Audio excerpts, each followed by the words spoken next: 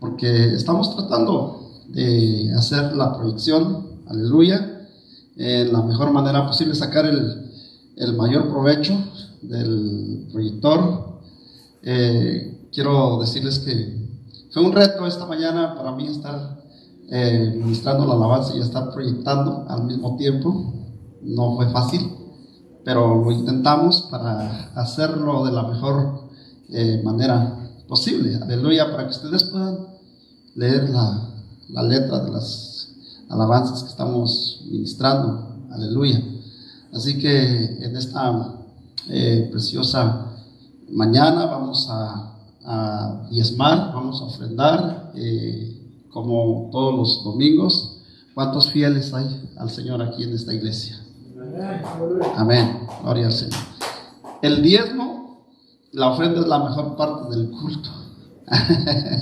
No, todo es la alabanza, la adoración es la parte más bonita del culto, pero también la palabra nos dice que cuando vengamos a la casa de Dios, dice que no vengamos con las manos vacías, aleluya. Así que vamos a diezmar y vamos a ofrendar, aleluya. Póngase sobre sus pies y vamos a darle gracias al Señor por sus trabajos, por sus bendiciones que usted ha venido recibiendo a lo largo de estos días, semanas, meses, aleluya. ¿Todos tienen trabajo? ¿Alguien está sin trabajo? Para orar al Señor para que le dé trabajo. Allá vamos a orar por mi hermano Francisco, aleluya, gloria a Dios. Amado y Dios bueno, le damos muchas gracias, Padre, por su palabra, y le damos gracias, Señor, por todo lo que usted nos ha bendecido en nuestros días, Señor, con nuestros trabajos, porque usted ha suplido, Señor, todas nuestras necesidades. Señor, estamos bien. Gracias a usted, Señor, por abrir esas puertas de provisión, por darnos las fuerzas, la salud, el bienestar, Señor, y sobre todo, Señor, por poner en nuestro corazón el anhelo de estar en su casa, Señor, para alabar y bendecir su nombre. Señor, le pedimos que reciba estas ofrendas, estos diezmos, Señor, que su pueblo trae, como una muestra de nuestra fe y gratitud, Señor, por todo lo que usted es y por todo lo que usted nos da. Bendiga al dador alegre, Señor, porque todos los que traen, Señor, lo traen con alegría y sencillez de corazón, y que así, Señor, conforme a su corazón, también ellos puedan ser remunerados, bendecidos, Señor. Multiplique sus ganancias y también cubra, Señor, sus cuentas. Reprenda al devorador, reprenda, Señor, aquel que nos roba las bendiciones, nuestra salud, nuestra paz, y que podamos permanecer fieles, agarrados a sus promesas. Se lo pedimos en el nombre de Jesús. Amén y amén. Gloria al Señor. Puede pasar, aleluya, con toda confianza. Amén. Vamos a estar viendo la palabra de Dios en esta mañana. Quiero que vaya conmigo, por favor, a la primera carta de Juan. Aleluya.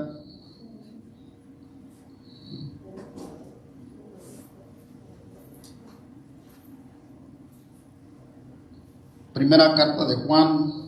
No, vamos a ver primero en el Evangelio de San Juan. Ustedes se saben ese versículo, porque de tal manera amó Dios al mundo. Amén. Que nos ha dado a su Hijo unigénito, para que todo aquel que en Él crea no se pierda, mas tenga vida eterna. Mire este logo que tenemos aquí en pantalla y lea con cuidado lo que dice: en palabras como en hechos, verdad y amor a la iglesia. Amén. Yo he venido, hermano, predicando a lo largo de los años que el Señor me ha permitido estar en este lugar, que si hay un nombre que debería tener la iglesia de Cristo, debería ser la iglesia de los hechos. Amén. En la Biblia encontramos la iglesia de los hechos. Amén. Eran los hechos de los apóstoles. Ahí comenzó el fundamento de la iglesia. Y por eso es que nosotros tenemos, hermano, nuestro logotipo de la iglesia como fundamento. Lo que desde el nombre de la iglesia es foundation. En español vendría siendo fundamento, ¿sí? Y ese fundamento nosotros lo encontramos en Efesios 2:20, que dice: edificad sobre el fundamento de los apóstoles y de los profetas, siendo la principal piedra del ángulo Jesucristo mismo. Amén. Toda casa tiene un cimiento, ¿sí? ¿Cuántos saben, los que trabajan en construcción, que cuando una obra se inicia, se pone una piedra angular, ¿verdad? Es la primera piedra que se pone. De ahí va a depender todo el resto de la construcción. Pues el fundamento de la iglesia fueron los apóstoles. Por eso es que estoy hablando de Efesios 2:20, edificad sobre el fundamento, ¿sí? Y si se le llamó una iglesia de los hechos, era de los hechos de los apóstoles, ¿sí? Era no solamente palabras. Por eso este logotipo que tenemos aquí, que dice: no palabras, en palabras como en hechos. O sea, ser cristianos no solamente de palabras, ¿sí? Sino de hechos, acciones. Por cierto, ya trajeron las mochilas, ¿verdad? ¿Algunos ya trajeron sus mochilas? ¿Sí? Para Mexicali. Bueno, esa es una acción, ese es un hecho. Si necesita una mochila, ahí se la podemos dar para que nos la llenen de traerla. Le damos la bienvenida a nuestro hermano, ¿cómo dijo su nombre? José. Aleluya. ¿Cómo le dice la iglesia del Señor a nuestro hermano José? Bienvenido. Aleluya. Le saludamos, hermano. Bienvenido a casa. Bueno, estamos llenando esos backpacks, esas mochilas con artículos para llevar a los niños de la iglesia de Mexicali en el mes de diciembre, que ya está próximo. Y lo que usted quiera poner: juguetes, crayolas, colores, libretas, lo que usted considere, dulces, chocolates, también le puede poner. Amén. A los niños les encantan los dulces y los chocolates. ¿Cuántos dicen amén? Amén, Jeremy. Amén, Jimena. ¿Sí? ¿Te gustan los chocolates? ¿Sí? Eso. Amén. Bueno, entonces, lo que dice en palabras como en hechos, esa es la verdad, hermano, que nosotros necesitamos predicar a la iglesia, verdad y amor, ¿sí? A la iglesia. La iglesia debe sentir, hermano, la confianza de que somos una iglesia verdadera. No somos una iglesia que fluctúa solamente en dichos, en palabras huecas, en palabras falsas, en palabras que no son una realidad en nuestra vida. Aleluya. Dice la palabra de Dios, hermano, bueno, quiero leer tantito esto que usted esté viendo ahí en pantalla. La muerte y la resurrección de Jesús, así como la promesa de su regreso, demuestra su amor inagotable por cada uno de nosotros, tanto en palabras como en hechos, ¿sí? Usted que es cristiano, usted que tiene caminando tiempo con el Señor, ¿ha podido descubrir a través de la Biblia que el Señor haya mentido en alguna vez de lo que Él dijo? Todo lo que Él le dijo a sus discípulos que habría de hacer, Él lo hizo. Él le anunció a sus discípulos que Él iba a dar su vida en la cruz. y él no retrocedió. ¿Recuerdan ustedes que él estaba orando la noche previa en que él iba a ser arrestado?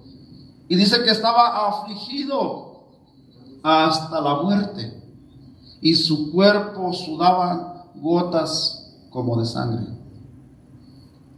¿Han experimentado ustedes la desesperación? ¿Sí? ¿Han estado desesperados en alguna vez de su vida que no saben qué hacer? ¿Que sienten que se acabó todo? No sabes a dónde correr, no sabes a qué hacer.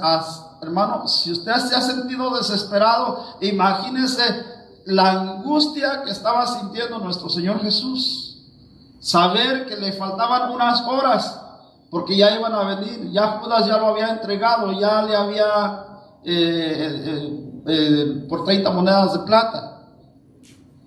Ya estaba a unas horas. ¿Sabe por qué él sabía? Porque él tenía el libreto, él tenía el programa, él sabía todo lo que seguía, y así como se iban cumpliendo las cosas, él se las iba anunciando a sus discípulos.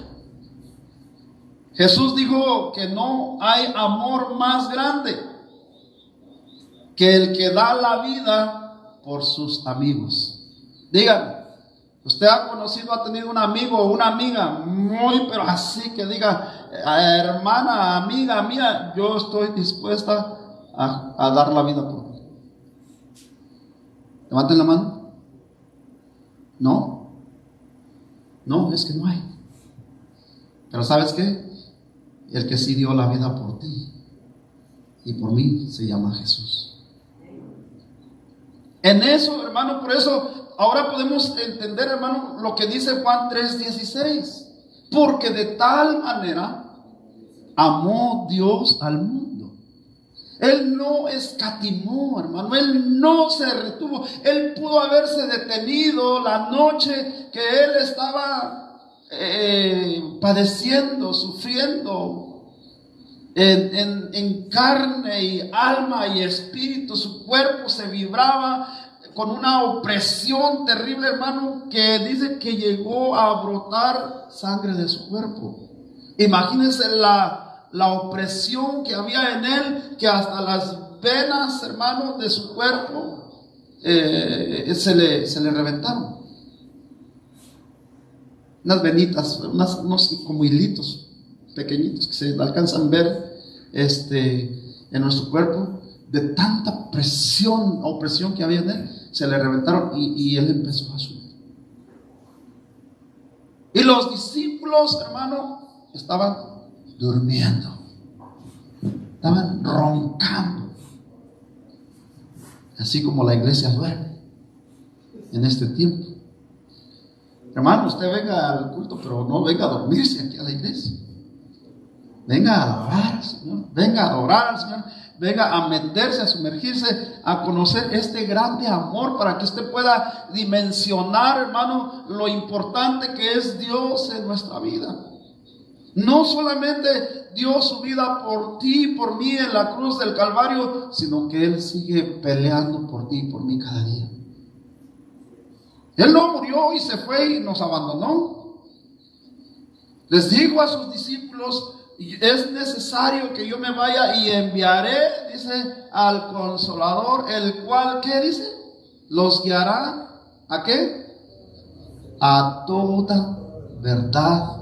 Y también los consolará cuando pasen momentos de tribulación en su vida.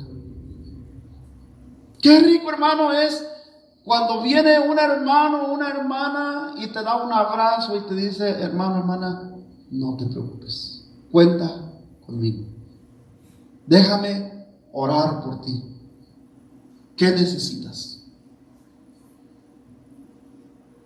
Especialmente, hermano, cuando se nos ha fallecido un familiar.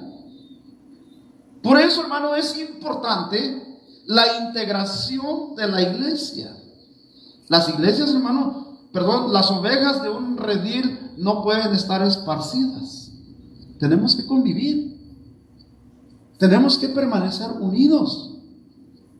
¿Por qué? Porque todos tenemos necesidades. Yo tengo necesidad, mi hermano Gerardo tiene necesidad, mi hermano Juan tiene sus necesidades, y cada uno de nosotros tenemos nuestras necesidades. Pero cuando estamos divididos como iglesia y a veces somos tan reservados, hermano, que no le queremos contar nuestros problemas a nadie, preferimos ahogarnos solitos. Y allí nos asfixiamos. Pero ¿sabe por qué? Porque hay un temor en nuestro corazón que si yo le cuento a un hermano o a los líderes de la iglesia, al rato todo el mundo se va a enterar, y lo que pasa es que yo no quiero que nadie se entere. Debemos, hermano, como iglesia, ser más reservados en aquellas cosas que son privadas. Si un hermano le cuenta un problema, que quede entre usted, el hermano y el Señor. No debe saberlo nadie más. Así tenemos que aprender a conducirnos. No de palabras, sino de hechos. Aleluya. Es lo que dice esto. En palabras como en hechos. En verdad y amor a la iglesia. Si logramos, hermano, entender este concepto, este principio, entonces vamos a ser una iglesia exitosa. Aquí, hermano, como congregación, pero también en nuestra vida secular. Porque vivimos, hermano, en el verdadero amor del Señor. Entonces, estamos aquí que dice Jesús dijo que no hay amor más grande que el que da la vida por sus amigos. Pero no solamente se limitó a decirlo, sino que también lo hizo. ¿Sí? Él fue al hecho. Por eso la palabra nos dice, hermano, que cuando tú hagas voto o una promesa, ya sea al Señor o sea a una persona, cumple. Cumple tu promesa, cumple lo que hablas, que tu sí sea sí y que tu no sea no. Yo les he hablado mucho, hermano, de Mateo 7:12.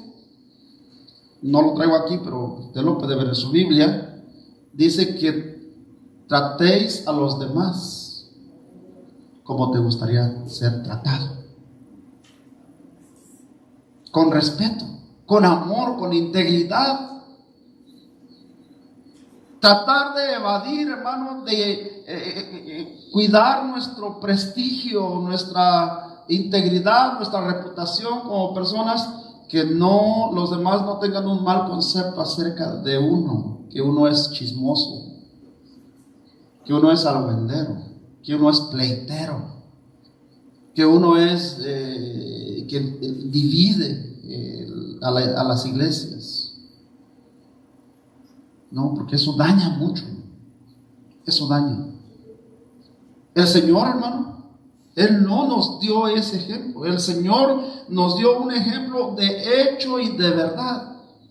Él no se jactó delante de los escribas, de los fariseos, para decir: miren, yo voy a morir, yo vine para salvarlos. Deberían de estar agradecidos conmigo. Nosotros hacemos un favor, hermano, y luego lo queremos cobrar. Imagínense si Dios nos pasara la cuenta de todos los favores que Él nos ha hecho. Ni aunque usted estuviera los 7 días de la semana aquí, de día y de noche, le alcanzaría a pagar al Señor todo lo que Él ha hecho. El simple hecho, hermano, de que Él haya muerto en la cruz y nos haya dado vida eterna. Esa vida eterna, hermano, usted no la puede comprar ni con todo el oro, ni con toda la plata del mundo. Los ricos, hermano, pueden poseer mucho dinero y pueden ser los millonarios más grandes e impresionar al mundo, pero si no tienen a Cristo, siguen siendo pobres. Así de sencillo es. Ricos y pobres, todos vamos al mismo lugar, o sea, a la tumba, pero no al mismo lugar el destino final. hay dos lugares, infierno y cielo, ¿sí? El infierno está creado para Satanás y sus demonios y todos, hermano, los que hacen las obras de Satanás. Así lo dice la palabra. Pero Cristo murió, hermano, en la cruz, no para llevarnos al infierno. Cristo murió para que todos los que creamos en Él, dice, ninguno se pierda y tenga vida eterna. No es difícil entender, comprender, hermano, la palabra de Dios. Entonces, estábamos viendo Juan 3:16, pero mire, ahora vamos en Juan 15:13, dice, nadie tiene mayor amor que uno ponga la vida por sus amigos. Ahí está. Lo que el Señor le dijo a sus discípulos, que Él puso la vida por sus amigos. A sus discípulos Él los llamó amigos. Y les dijo al Señor, si ustedes creen en mí, ustedes confían en mí, ustedes van a ver que yo soy capaz de dar mi vida por ustedes. Y así lo hizo. Cuando los discípulos del Señor vieron lo que Jesús había cumplido, todo, porque ellos caminaron con Él, comieron con Él, durmieron con Él, ellos fueron testigos de los milagros y los prodigios que el Señor hizo. Ellos vieron cuando el Señor resucitó a Lázaro. Ellos vieron cuando el Señor resucitó a la hija de Jairo. Ellos vieron cuando el Señor sanó a la mujer del flujo de sangre.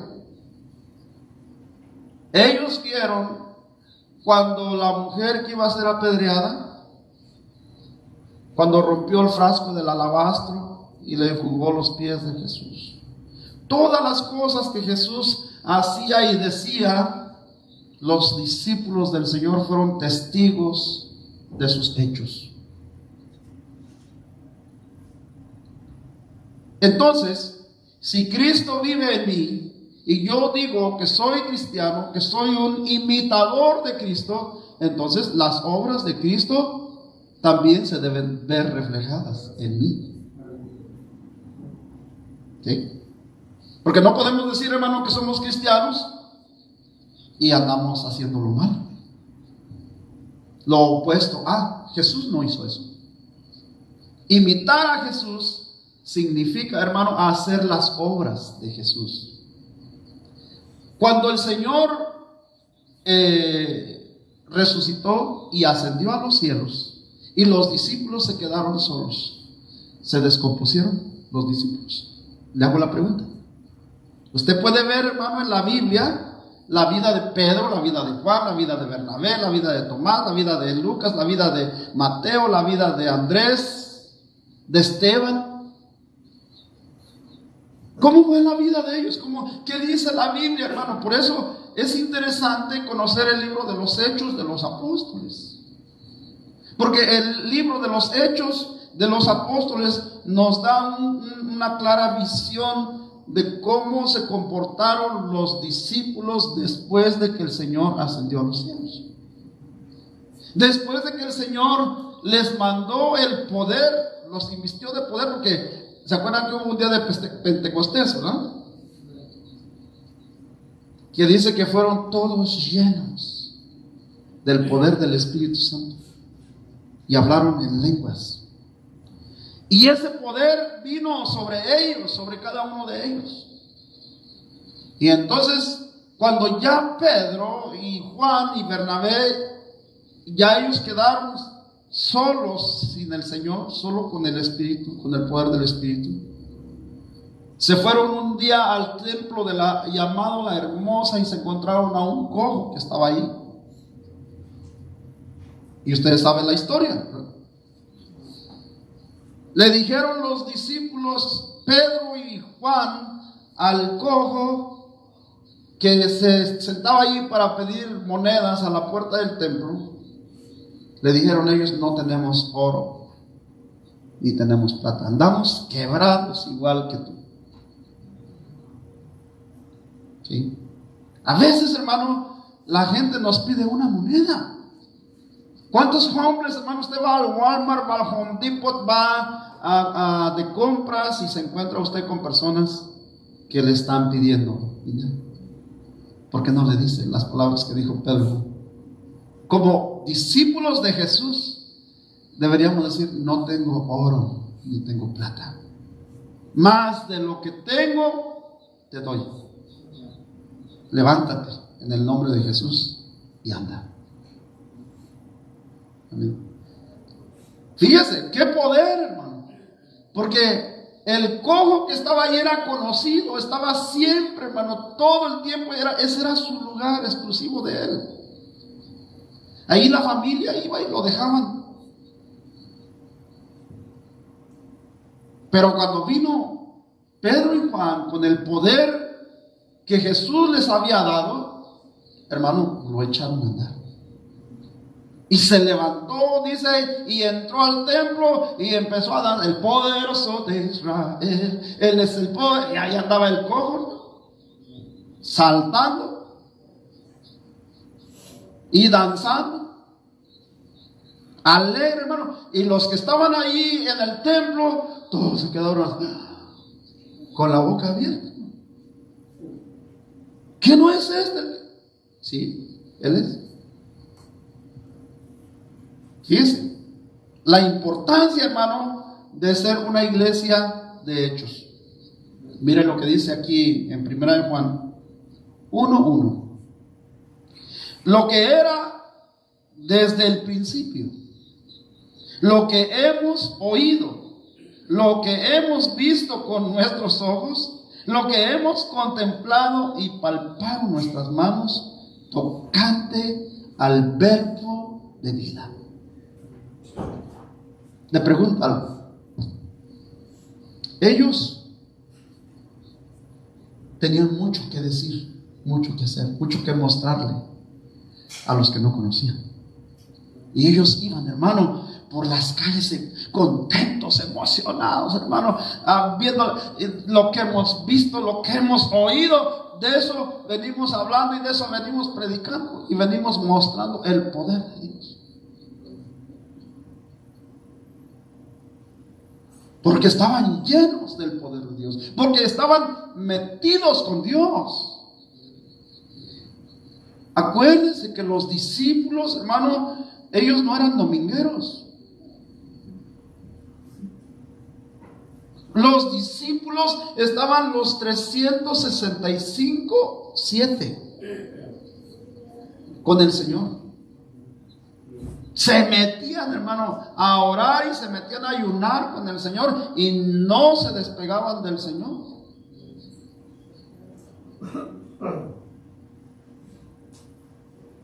Entonces, ¿en dónde está el misterio y el secreto del poder y la unción? ¿Dónde? El ayuno y oración. Que ellos estaban metidos con el Señor, metidos en la palabra. Porque cuando el Señor se fue, perdón, antes que me adelante, ¿se recuerdan que antes de que el Señor se fuera, ellos querían hacer cosas, querían echar fuera demonios y no podían? Los demonios no se sujetaban, al contrario, hermano, les daban sus buenas arrastradas, sus buenas revolquizas, hermano, los arañaban, dice que los dejaban heridos, porque ellos no tenían poder, no tenían la unción, no tenían autoridad, bueno, porque todavía estaban ellos en el proceso. Pero cuando se apegaron a Jesús y caminaron y vieron y se consagraron al Señor y escucharon la voz de su maestro y les decía: hay que ayunar, hay que orar, hay que vigilar, los traía así, Señor. No, hermano, usted se ha sacado la lotería conmigo. Yo no los traigo así, porque yo no soy Jesús. Pero si usted sabe quién es su Señor, usted debe estar sometido a su Señor. ¿Sí? No al pastor, sometidos a Cristo. Cuando nosotros nos sometemos al gobierno de Cristo, entonces, hermano, vamos a ver unción. Vamos a ver poder y autoridad. Y los demonios, hermano, se van a ir y van a salir. Y tienen que salir en el nombre poderoso de Jesús. Pero es necesario, hermano, que nosotros vivamos, seamos una iglesia de hechos, no de palabras, no religiosos. Aleluya. Entonces, lo que los discípulos dicen aquí, ¿verdad? Lo que era desde el principio. Ellos vienen dando el testimonio de Jesús desde el principio. Lo que era desde el principio. ¿Y cuándo fue el principio? Porque hay un principio en Génesis y hay un principio en el Nuevo Testamento. El principio de Génesis dice: en el principio creó Dios los cielos y la tierra, el principio de la creación. Pero en el Nuevo Testamento dice: en el principio Él era el Verbo. Pero si entendemos este principio de Juan 1:1, ese nos lleva al principio de la creación. Porque el principio, ese principio que se hizo verbo, que es la palabra de Dios, ¿por qué fueron hechas todas las cosas? Por el poder de la palabra. El poder de la palabra, o sea, era Cristo en la creación. Porque dijo todas las cosas que eran hechas, la palabra que se decía, se formaba. Sea el sol, se hizo el sol, ¿verdad? Sea la luna, sean las plantas, sean los animales, sea esto. El Señor solo dio la palabra. Y en el momento que Él dijo la palabra es así. Por eso, hermano, que cuando Él fue a sanar a la hija de Jairo, a resucitarla, porque la niña estaba muerta, le habían dicho que se había muerto, le dijo a Jairo: no te preocupes, la niña no está muerta, ella solo duerme. Y si lo dijo Él, el dador de la vida, ¿qué cree que iba a pasar? La palabra se cumplió. Cuando Jesús llegó con Juan y Pedro ahí a la casa de Jairo, ellos solamente fueron testigos. Ellos miraron con sus ojos cómo ese principio, cómo esa palabra que Él decía se hacía vida, se cumplía. Pues déjenme decirle buenas noticias. Esa palabra, hermano, que se cumplía en los apóstoles, en los discípulos y con todos los que vivieron en la época de Jesús, con los que Él caminó, hoy en día se sigue cumpliendo en nuestra vida, si tú la crees. Pero no basta solo con creer, sino que también hay que adorar, hay que servir al Señor. Tenemos que hallar la gracia.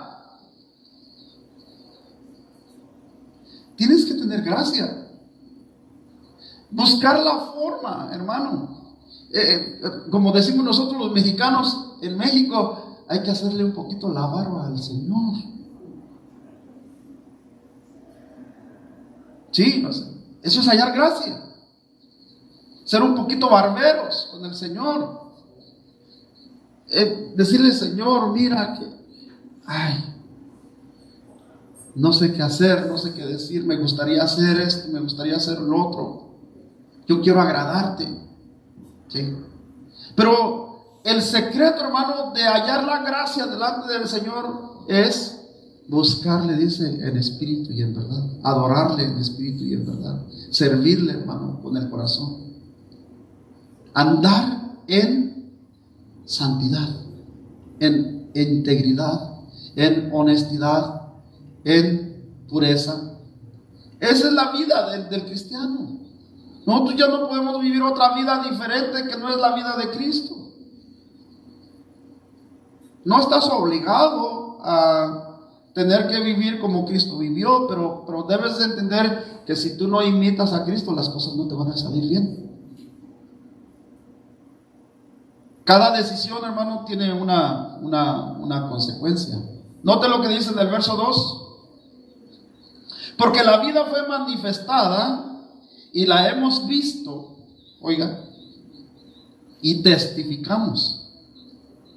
Y os anunciamos la vida eterna, la cual estaba con el Padre y se nos manifestó a nosotros.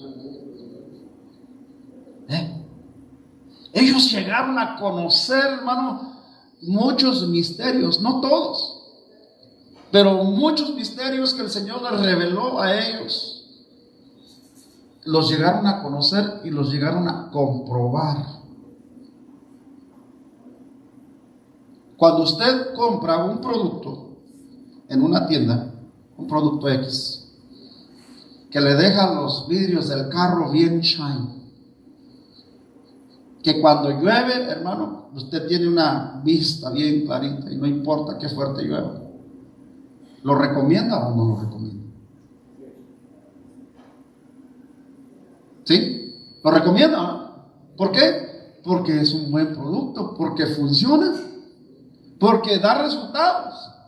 Amén. Ok, entonces la pregunta es, ¿la palabra de Dios le ha dado resultados en su vida?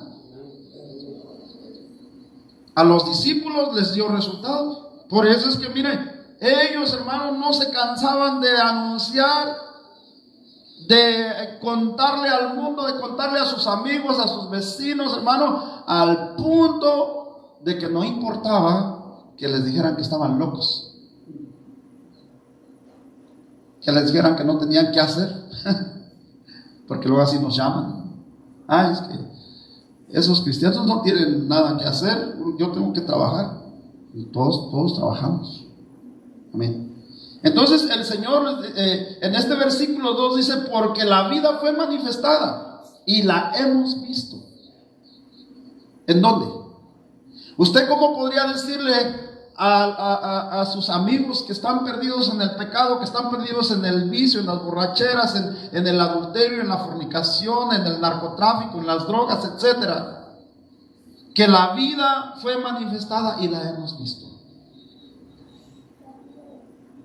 La vida, desde mi punto de vista, fue manifestada en mí. Porque a mí la palabra me dice que yo antes estaba perdido en mis delitos y pecados. Estaba muerto. Vivía, pero en realidad estaba muerto en mis delitos. Estaba expuesto a la condenación del infierno. Pero el día que Cristo vino a mi vida y yo lo reconocí como mi único Señor y Salvador, Él me limpió. Él me perdonó todos mis pecados y yo lo creí en mi corazón. ¿Y sabes qué? Miren, aquella mujer, María Magdalena, la que iba a ser apedreada, ¿por qué la iban a apedrear? Porque la encontraron en un hecho de adulterio. ¿Sí? Y la llevaron y la tiraron a los pies de Jesús. Y le dijeron, Señor, a ver si eres el Hijo de Dios, ¿qué opinas de esta mujer? Mira, la ley dice que toda mujer que sea encontrada en un hecho de adulterio, según la ley de nuestro padre Moisés, dice que tiene que morir apedreada. Aquí está, resuelve el problema. El problema del hombre es que todo lo queremos resolver a golpes, con armas, con guerras, con bombas, con misiles. Así estaban. No habían conocido. Ellos no conocían el amor de Jesús, solo conocían ley. ¿Y sabes qué? Muchos de nosotros quizás crecimos en nuestra casa bajo el yugo de la ley paternal. Ley. Tonto. No sirves para esto. Deberías de aprender.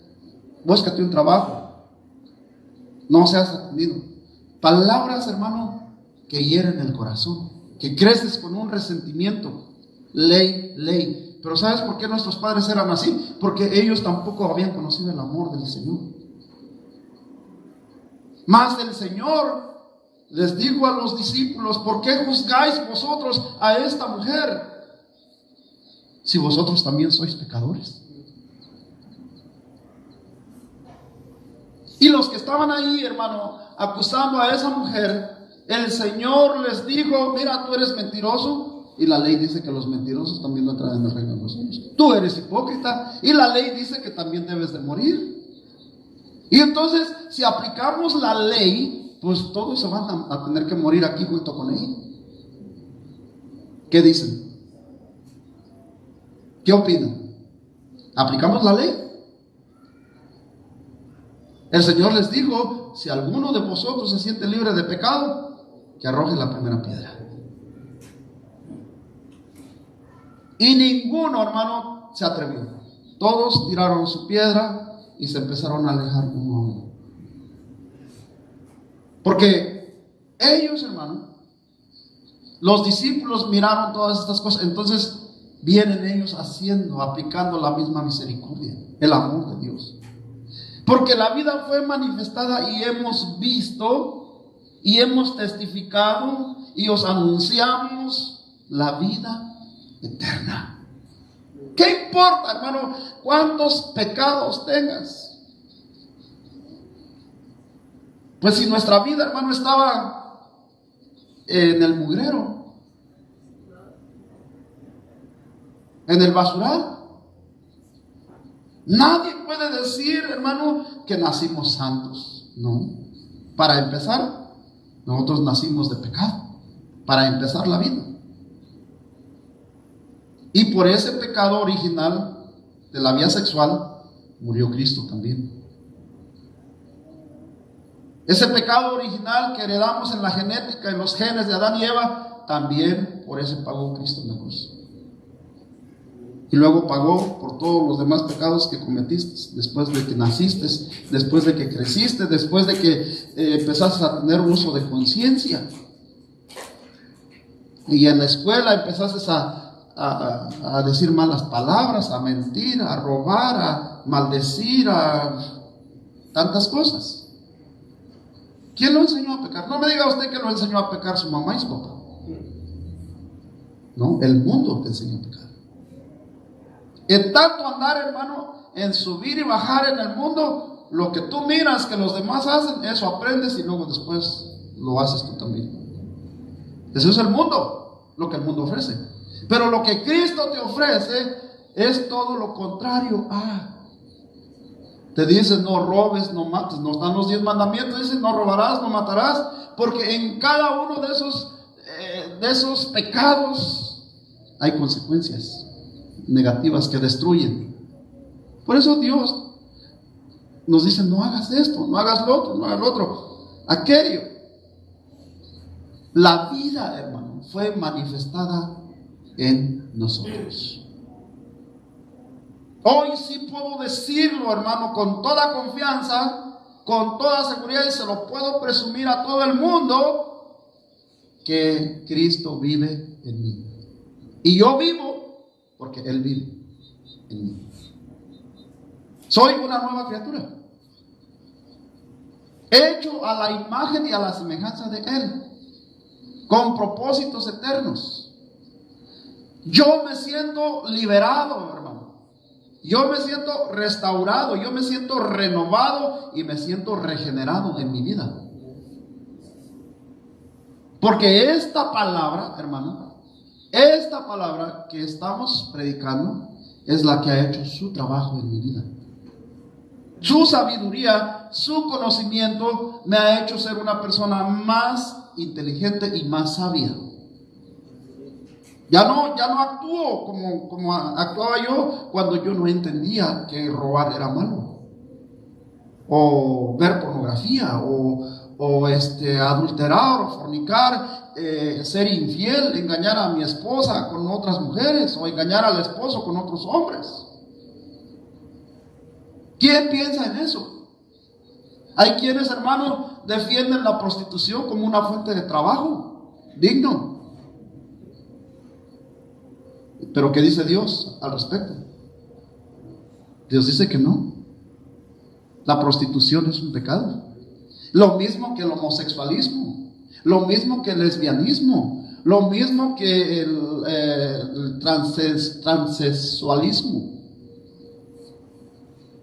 Los que se visten, que no están conformes con su género sexual, niegan su naturaleza. Son hombres, pero dicen, pero es que yo soy mujer.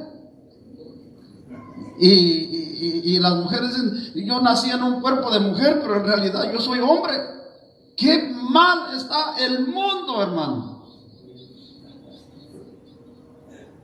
Dios se equivocó. Porque me metió, miren que le echa la culpa a Dios, hermano. Pero si naciste hombre, con todas las partes genitales de hombre y de mujer, eres mujer y eres hombre. No puedes altercar con Dios, pero el hombre es terco en sus pensamientos y le quiere llevar la contra a Dios. Cuando el Señor viene y renueva tus pensamientos, pone en orden tus pensamientos, tus ideologías, y comparas, hermano, la ideología científica y la ideología humana, te das cuenta que hay un grande abismo, una grande diferencia. La ciencia quiere a la fuerza hacer creer a la humanidad que el mundo fue creado por una explosión que hubo en el universo, llamada Big Bang. También quieren hacerle saber al mundo que el hombre evolucionó del mono.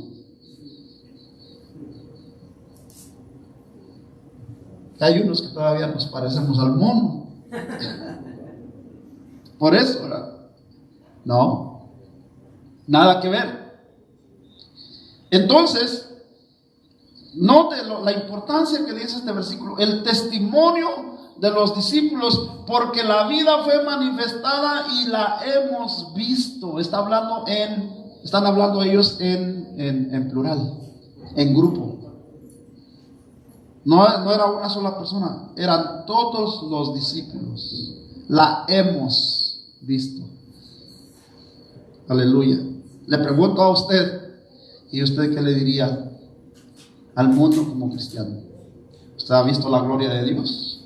¿Ha visto el poder de Dios? ¿Ha visto la mano de Dios? ¿Cuántos se sienten perdonados?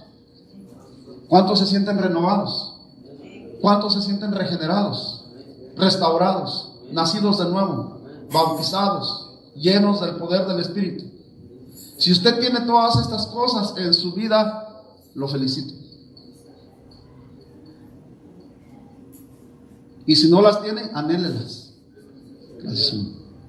Anhélelas. No le estoy diciendo que deje de trabajar. No le estoy diciendo que deje de ser normal. Usted siga haciendo su vida normal. Trabaje, limpie su casa, pague su renta, pague sus biles, haga todo lo que tiene que hacer. Pero no se suelte de la mano de Dios.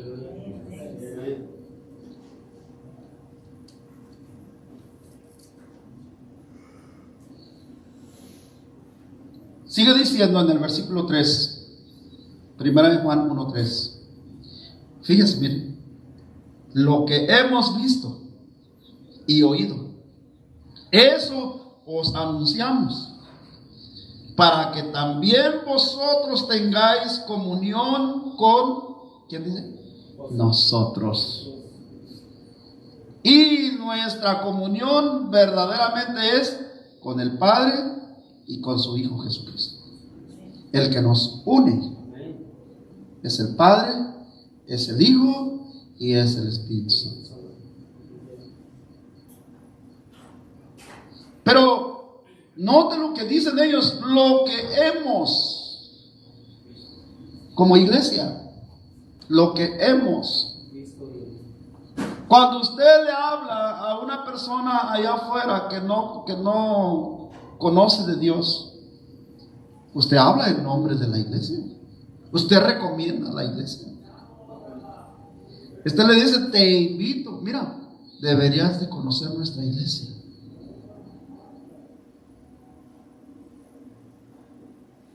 No se debería sentir avergonzado de la iglesia. No se debería sentir avergonzado de su Dios, de su Señor y de sus líderes. Al menos que den motivo. Pero aquí procuramos, hermano, yo en lo personal procuro no dar motivos para que usted no se sienta con la confianza de no recomendar nuestra congregación. Invitar, dar testimonio, que se note que Cristo vive en usted, que el carro no pasa el smog y viene y le dice a alguien por ahí, yo conozco a alguien que te lo pasa chueco.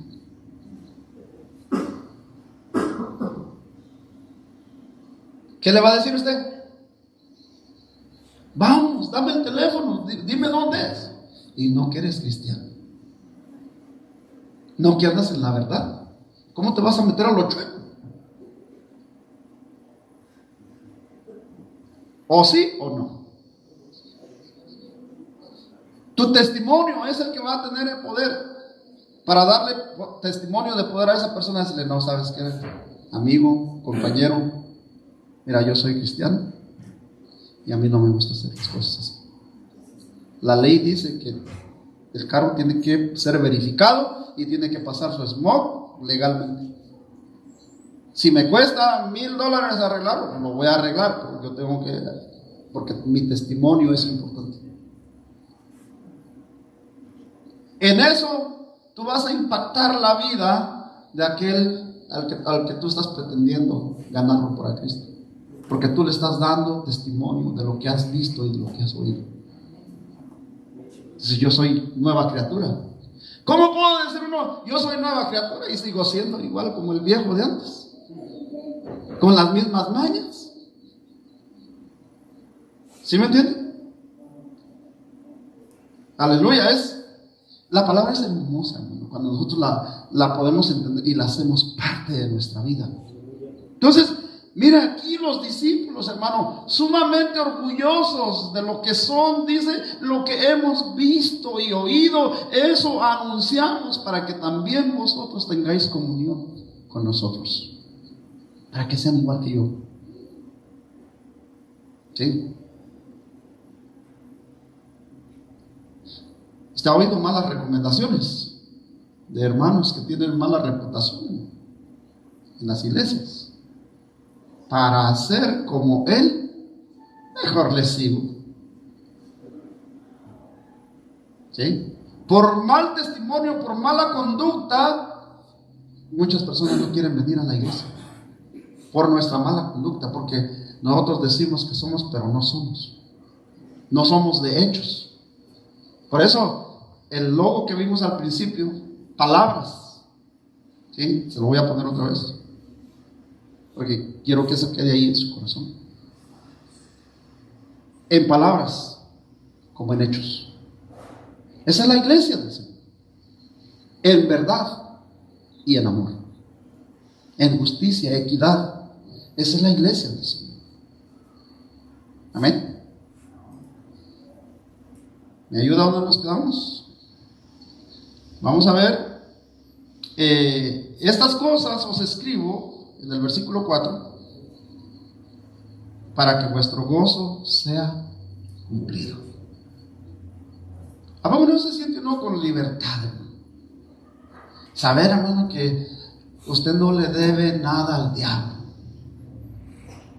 que no hay nadie, hermano, quien lo ande persiguiendo para cobrarle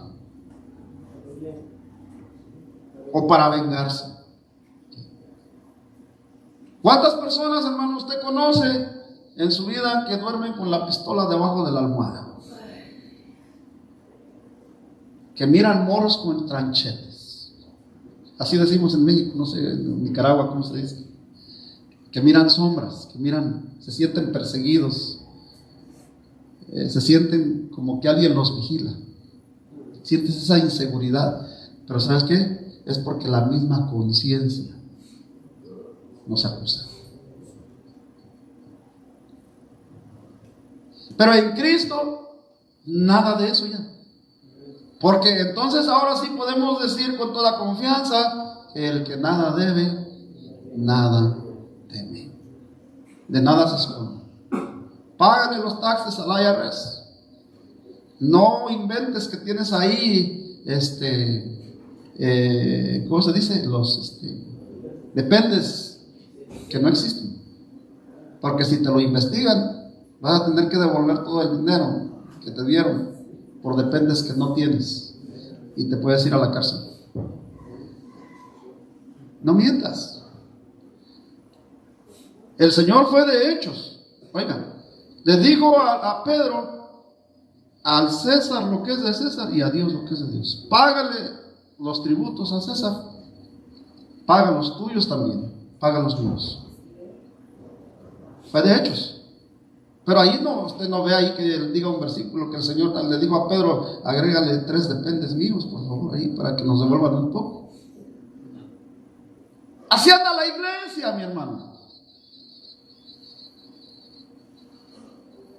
Transando y avanzando. Porque dicen ese refrán que dice que el que no tranza no avanza, no progresa. Puedes avanzar y puedes progresar, pero cuando te agarre la ley, vas a retroceder el doble de lo que habías avanzado. No nos enseña eso el Señor. Por eso, libertad con gozo, hermano, hacer las cosas bien. Este es el Evangelio de Cristo, de palabras a hechos. Aleluya. Sé que el tiempo nos avanza. Miren cuánto nos ama Dios Padre, que nos puede llamar hijos de Dios. Porque Dios es claro con sus hijos y con los que no son hijos.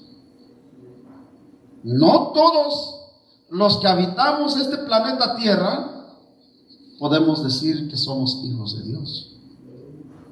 La Biblia define, hermano, a los hijos de Dios y a los hijos del diablo. Los hijos de Dios son aquellos que andan como los discípulos de Jesús, en hechos, en verdad, que ya abandonaron la mala forma de vivir, las malas mañas, y ahora se han comportado como personas decentes, temerosas de Dios. Pero aquellos, hermanos, que siguen practicando la vida del pecado, en las tranzas y todo eso, la Biblia los llama hijos del diablo. Entonces ya no son hijos de Dios, porque el diablo, también engendra hijos. Pero nuestro Padre Jesucristo también engendra a sus hijos, y somos nosotros. Por eso es que estamos acá. Si usted no creyera en Dios, usted no estuviera acá. Si usted no fuera hijo de Dios, usted no estuviera acá. Pero no debe de participar más de las obras del mundo, porque la palabra dice que el que se constituye amigo del mundo se constituye enemigo de Dios. No, aleluya. Vamos a ver.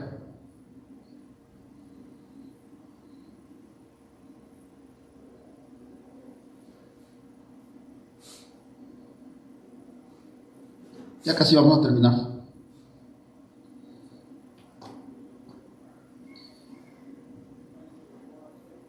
En el versículo 5 dice: este es el mensaje que hemos oído de Él y os anunciamos. Dios es luz y no hay ninguna tinieblas en Él. ¿Ven? En cada versículo estamos viendo que dicen: este es el mensaje. que hemos visto, que hemos oído y que lo anunciamos. Dan testimonio los discípulos de ese cambio que ellos alcanzaron en su vida. Verso 6.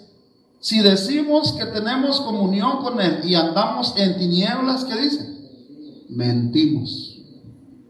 ¿Sí? Y no practicamos la verdad. Somos cristianos de a mentirita. ¿Ok? ¿Sí? ¿Está claro el mensaje? ¿Usted es cristiano de verdad o es cristiano de mentiritas? Ahí le dejo la pregunta, para que el Espíritu Santo le haga sentir en su corazón. En el verso 7 dice: pero si andamos en luz, como Él está en luz, tenemos comunión unos con otros, y la sangre de Jesucristo, su Hijo, nos limpia de todo pecado. ¿Qué es tener comunión unos con otros? Lo que le decía yo hace unos minutos atrás. La iglesia debe permanecer unida. En la iglesia debe de haber confianza.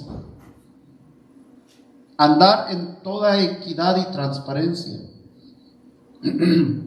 Una persona, hermano, que se esconde del pastor o que se esconde de los hermanos, es porque esconde algo que no quiere que la iglesia sepa o que el pastor sepa.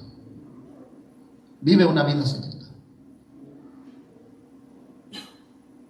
Pero aquí dice, mire lo que dice el verso 7. Pero si andamos en luz, como Él está en luz, tenemos comunión unos con otros. Somos la familia de Cristo.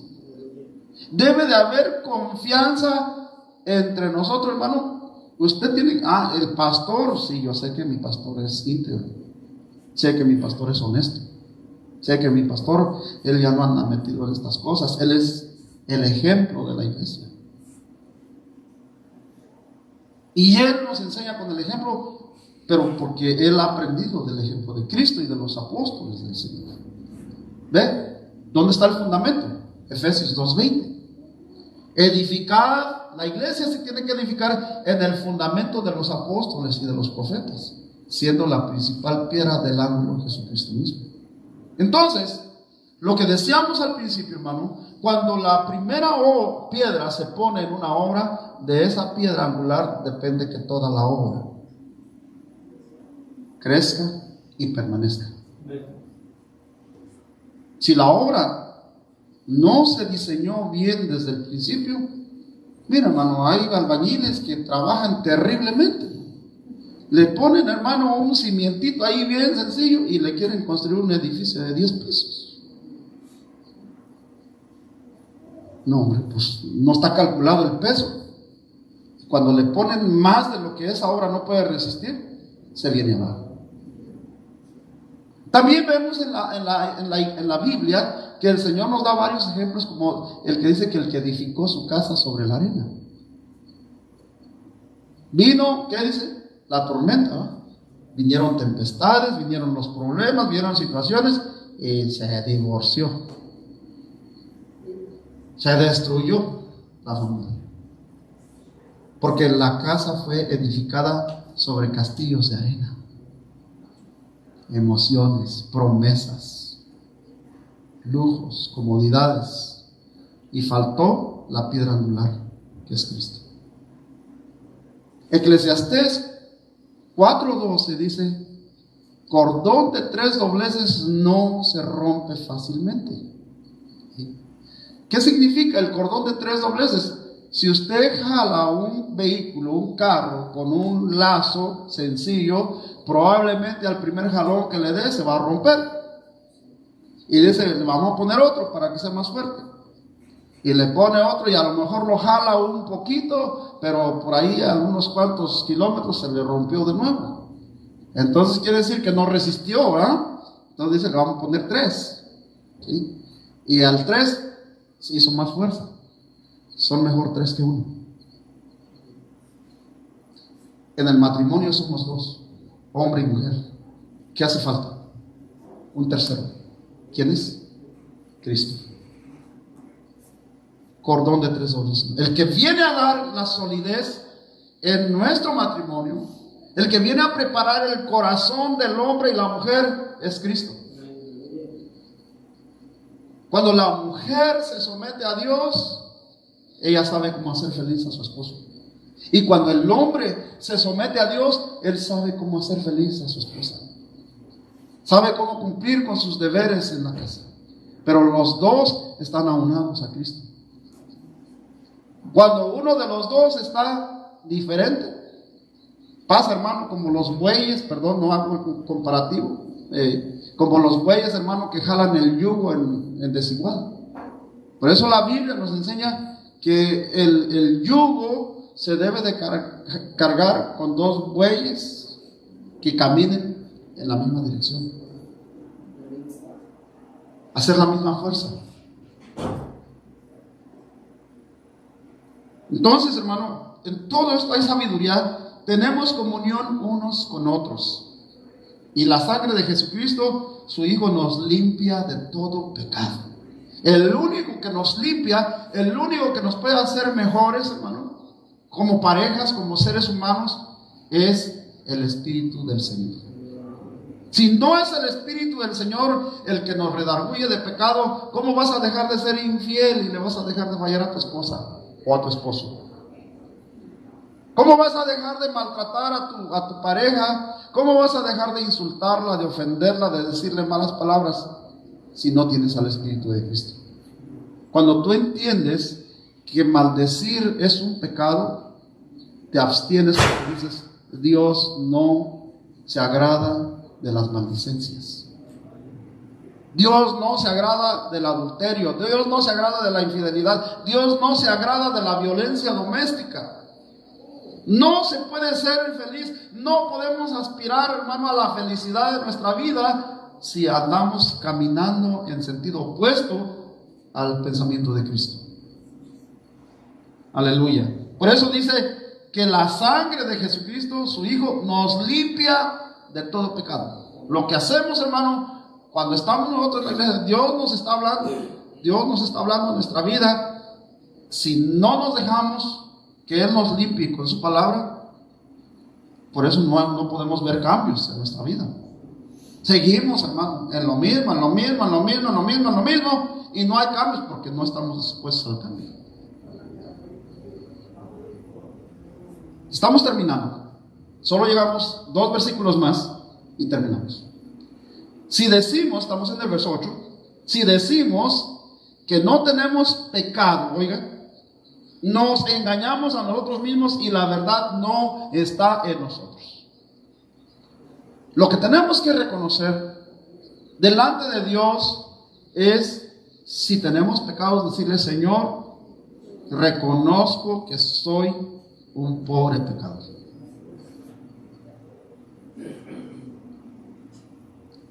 Le voy a hacer una pregunta y contésteme sinceramente. Levante su mano. La cámara no lo está viendo, la cámara solo me mira a mí. ¿Cuántos de nosotros pecamos aún que nos esforzamos caminando con el Señor? Yo también. Todos pecamos. Entonces, como todos pecamos, oiga, esta es la clave. Como todos pecamos, estamos necesitados de Dios. Porque si yo digo que yo no peco, entonces pues yo ya no necesito a Cristo. Yo no necesito ir a la iglesia. Yo no necesito ir al culto. Yo no necesito ir a orar. Yo no necesito ayunar. Yo no necesito orar. No necesito, ¿sí? Pero como usted acaba de reconocer que somos unos pobres pecadores, también somos unos pobres menesterosos, necesitados de Dios cada día. El apóstol Pablo dijo, miserable de mí, ¿quién me librará de este cuerpo de pecado? Humanamente, usted mire, yo hasta me pongo los lentes, hermano, para ver mejor, porque ya con mis ojos normal, ya lo miro a usted medio borroso y le doy gracias a Dios por eso. ¿Sí? Está comprobado, hermano, que los ciegos pecan menos.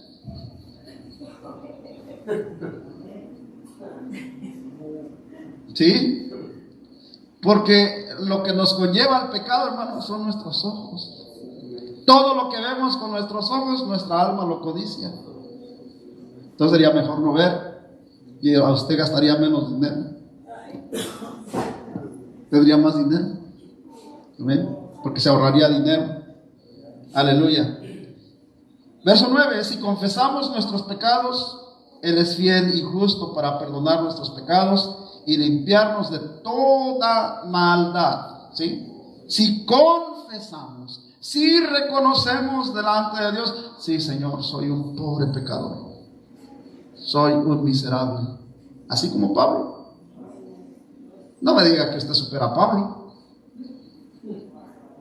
Pablo es un apóstol del Espíritu y Pablo dice: miserable de mí, ¿quién me librará de este cuerpo de pecado? Pablo dice: solo hasta que esta carne se la coman los gusanos, voy a dejar de sentir deseos.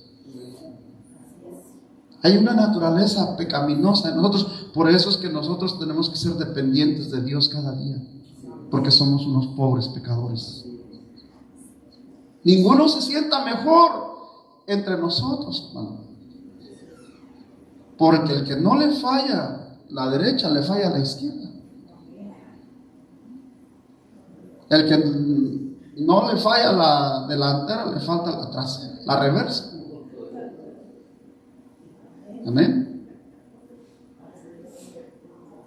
Por último, en el versículo 10, aquí terminamos. Si decimos que no hemos pecado, le hacemos a Él mentiroso y su palabra no está en nosotros. Wow. Entonces, hermano, si su palabra está en mí, esa palabra tiene peso en mí. Tiene un peso en mi vida. Oye, porque entonces dice que tu sí sea sí y que tu no sea no. Aleluya. O eres cristiano de verdad o eres un cristiano de mentiritas. Si eres cristiano de mentiritas, ya sabes que el diablo te está esperando y el infierno está esperando al diablo y a todos sus demonios y todos los que quieren caminar con él. Pero si somos cristianos verdaderos, mira, acuéstate a dormir en paz. Pon tu cabeza sobre la almohada cada noche que tú vayas y dile: gracias, Dios, porque tú me libras, porque tú me enseñas, porque cada día me estoy esforzando. Y cada vez que tengas una victoria